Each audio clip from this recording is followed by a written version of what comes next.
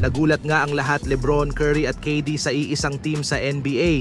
Pero bago natin pag-usapan yan mga tropa, ay ito muna nga si Schroeder pati na rin si Kevin Durant.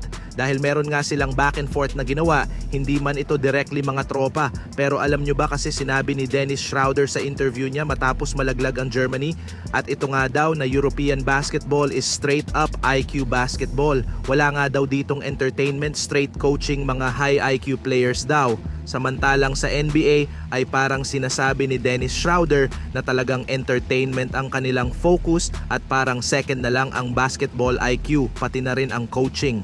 And well, hindi yan tinanggap ng marami, lalo na ng mga American fans at pati na nga rin itong si Kevin Durant.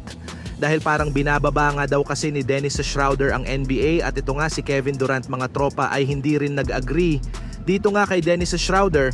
At after nga nilang manalo ng gold medal ay pinost sa Twitter ni KD itong picture nga na ito na hawak nila at suot nila ang kanilang gold medal, at ito ang kanyang caption, entertainment and IQ.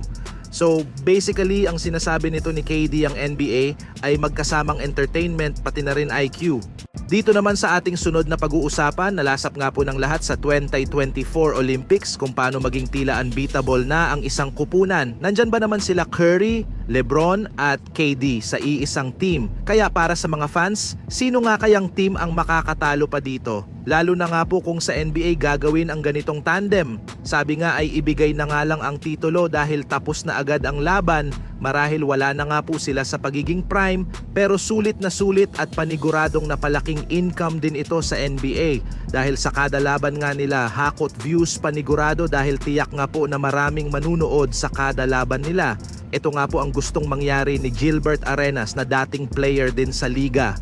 Dapat nga daw na magsama ang tatlo sa iisang team para bumuo ng super team.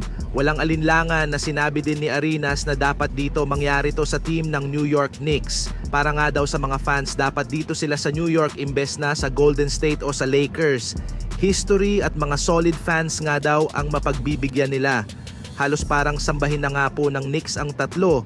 Matalo man o manalo, ay napaka-solid pa rin ng mga fans kila Curry, KD at LeBron. Kaya win-win situation din ito para sa kanila. Tila halos buong fans na nga po sa Knicks ang nagsusumamo na mapagbigyan nga daw sila. Nasa twilight na nga din po ang karera ng tatlo.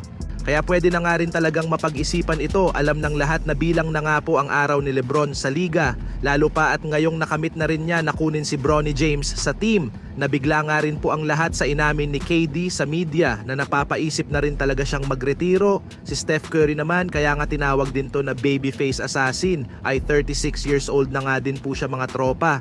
Kaya itong panawagan ni Gilbert Arenas at mga fans, baka nga naman din mapag-isipan ano. Ito nga po ang marahil ang pinakamabigat na mangyayari sa NBA history pag nagkataon. Kaya wala nga pong kahirap-hirap din kung chemistry ang pag-uusapan, di ba? Marahil sa ngayon ay hindi pa rin ito napapag-isipan nila. Pero in the future wala nga pong makakapagsabi, lalo pat papatapos na nga rin po ang karera nila.